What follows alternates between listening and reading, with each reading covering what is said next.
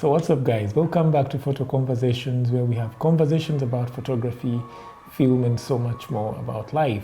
Well, one of the things that I've struggled with all through my photography career is determining the cost or the price of my product, determining the price of my photographs, my videos, and all my work.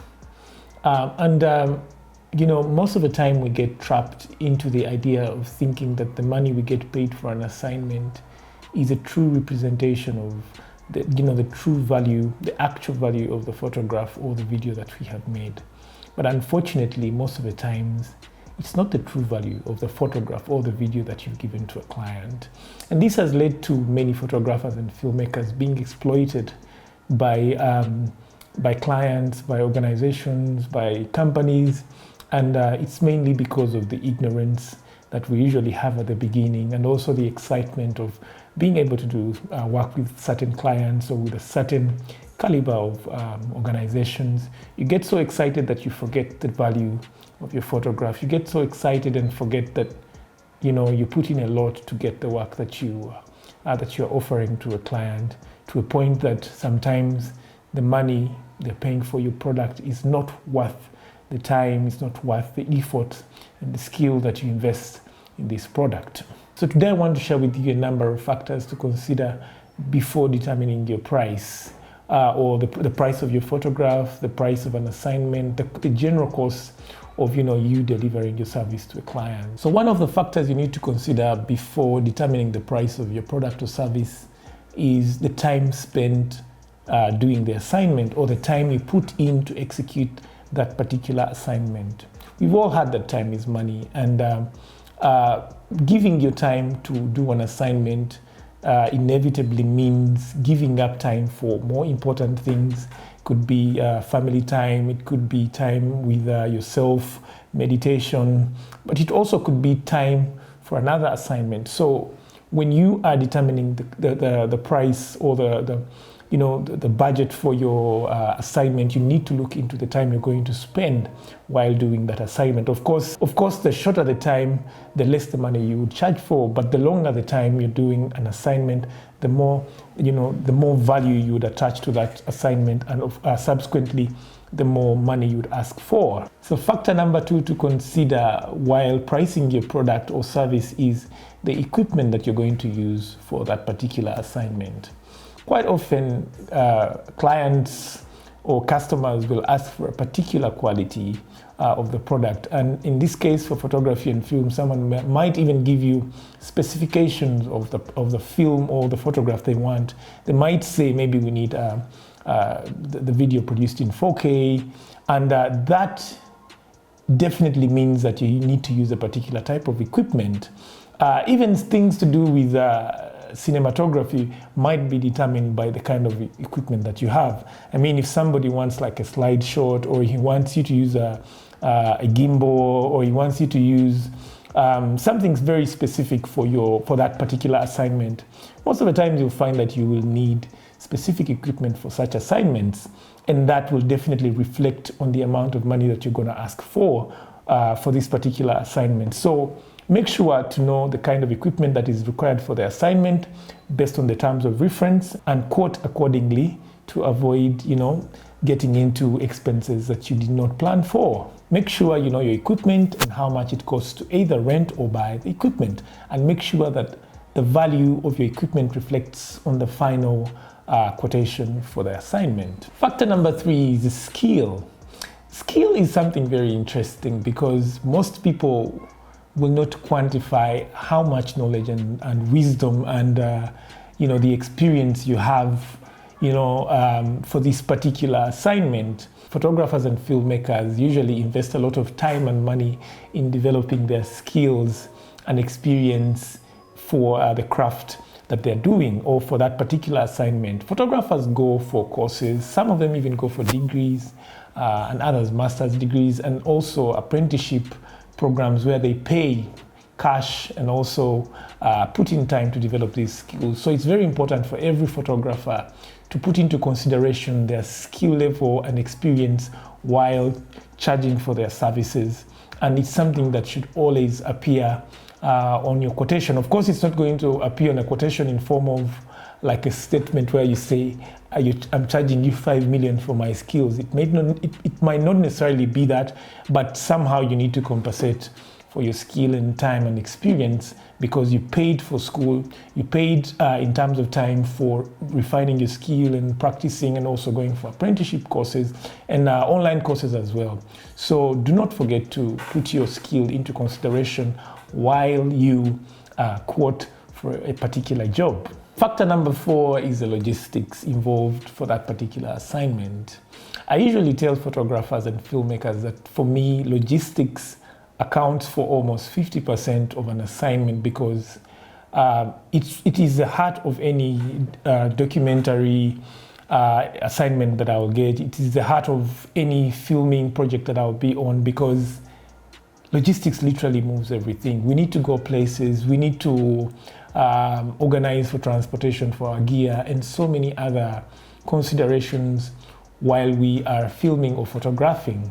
So much as it's something that most people ignore while determining the price or the quotation for their work, it is something to look into very carefully, because at the end of the day, if you do not quote well for the logistical requirements for the assignment, you find yourself getting money from different other factors that you've already quoted, and that definitely has an impact on your margin as a photographer and filmmaker.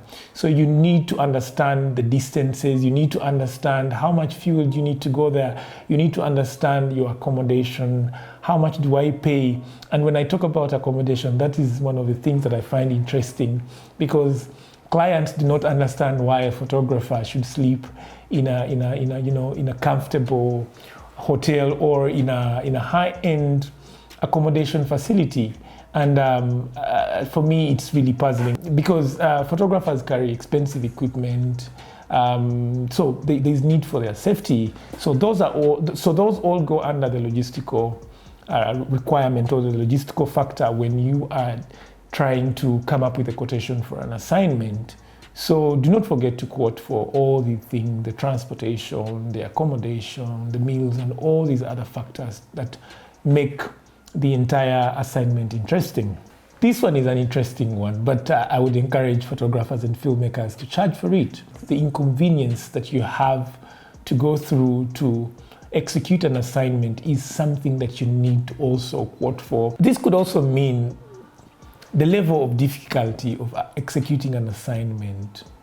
Most photographers and filmmakers will not even think about how difficult or how inconveniencing it is to execute a particular assignment, and will usually get excited when they see a figure being coined by the client or the customer, without actually considering how hard it is to execute an assignment. And also the other thing is that it's very hard to quantify inconvenience or how hard something is to do. So sometimes it gets tricky when you need to cost these things. But the most important thing here is to understand whether an assignment is going to be easy to execute, or also understand the level of difficulty of executing it. I'll give you an example. If I'm going to film maybe a short documentary in Kampala, and also if I had to film a short documentary on top of Mountain Rwenzori, I would say definitely the level of difficulty would be higher if I'm going to film Mountain Rwenzori, and also that would determine how much I would have to ask for before I go for the assignment to film the Mountain Rwenzori. So the level of difficulty and inconvenience is a very important cost factor to consider while you are determining your overall cost for that particular assignment. Last but not least, this is also a factor that I find interesting, and this for sure I learned later, and I learned the hard way. Factor number 6 to consider before you quote for a client is the usage of your product. I know most of the times clients will not reveal or will not disclose to you how, when, and where they're going to use your product or your photograph or your video, and sometimes you find that they use your photograph or your video to get more money, to get money over a longer period of time, to get to get loads and loads of money, and yet you quoted for a very small price because probably you were ignorant about the usage of the material that you're giving them.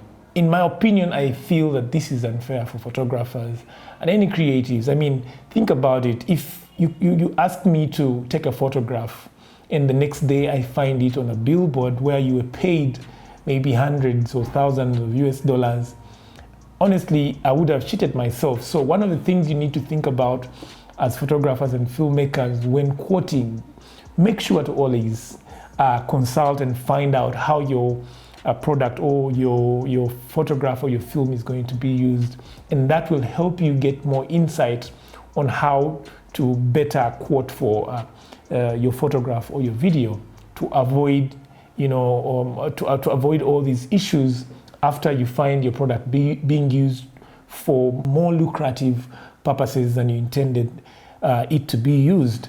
So always find out, and sometimes you need to also include this in a contract so that it is legally binding for you to know that your product is going to be used for a specific purpose. And if it's going to be used for any other lucrative purpose, then you have to be compensated for that. So those are the factors to really consider before you make a quotation for your customer or your client. But I would say at the heart of it all, it depends on your perception of value. It depends on your philosophy or your ideology as a photographer. The idea of value and cost is usually subjective. It differs from photographer to photographer, from one filmmaker to another.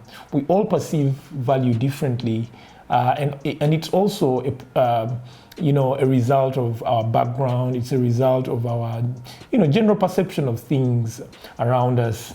But I would say my philosophy of value of a photograph is that the true value of a photograph is the cost of not having that photograph taken. And I'll give you an example. When you think about pricing a photograph, think about what would the cost be if you didn't take that photograph. And that can always guide you on pricing appropriately for your photograph or for your video. I've been to assignments where moments really mattered, and people were willing to pay whatever the price for that particular moment, because if they did not have the opportunity to take that photograph, the cost would be a lot higher. So sometimes you need to think in reverse for you to be able to understand the true value of a photograph.